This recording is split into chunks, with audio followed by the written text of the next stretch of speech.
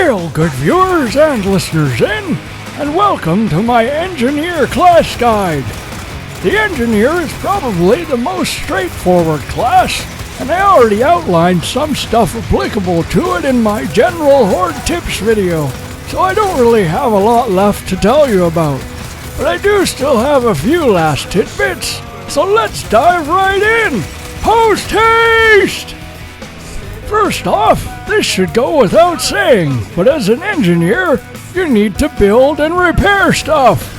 I know most of you guys have your shit together and understand how the classes work, but I can't tell you how many times I've played public Horde where the engineer either doesn't build anything or doesn't bother to maintain it. And I'm not talking about during launch week when nobody knew what the f*** was going on either.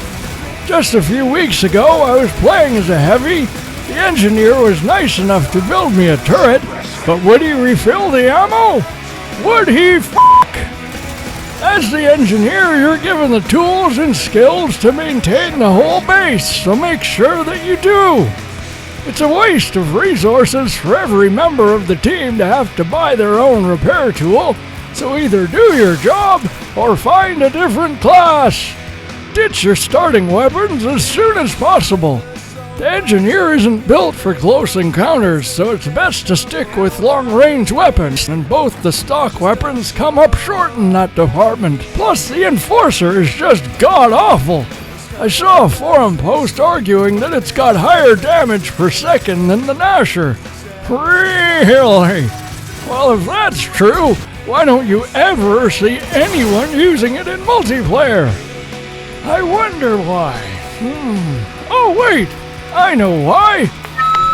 Because it fucking sucks!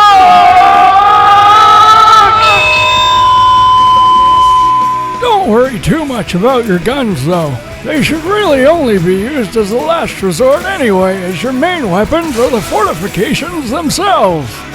Once you've built turrets for the heavy, build one for yourself. When you're not repairing or refilling ammo, give some cover fire to the scout or help thin out the herd. And don't underestimate the power of the sentry guns.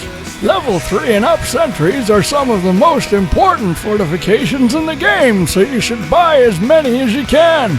And always place them behind barriers as they have fairly low health. Having multiple high-level sentries is the key to finishing Horde mode as fast as possible, and you need to ensure they are well fed as they burn through ammo shockingly fast, especially with the sentry speed skill. And speaking of skills, the engineer has the greatest number of useful skill cards of any of the classes. So many, in fact, that it's tough to narrow it down to just 5, but my mandatory ones are sentry cost, turret cost, and repair boost.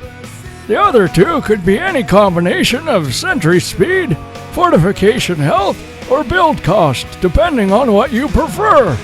Lastly, I want to touch upon the fortification strategy again for anybody who missed it in my general Horde video.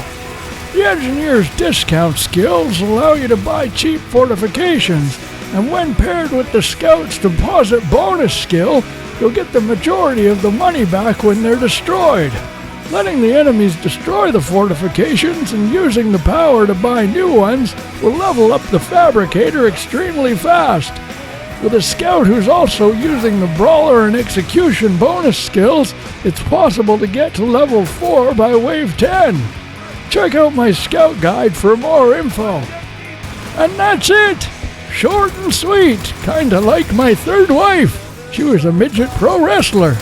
Just look at those thighs. She could crack a walnut in them things.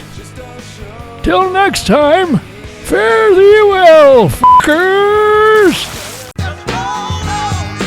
If you enjoyed the video, please leave a comment and a like. It helps us get more exposure on the YouTubes. And while you're at it, why not subscribe? We put out shit like this every week.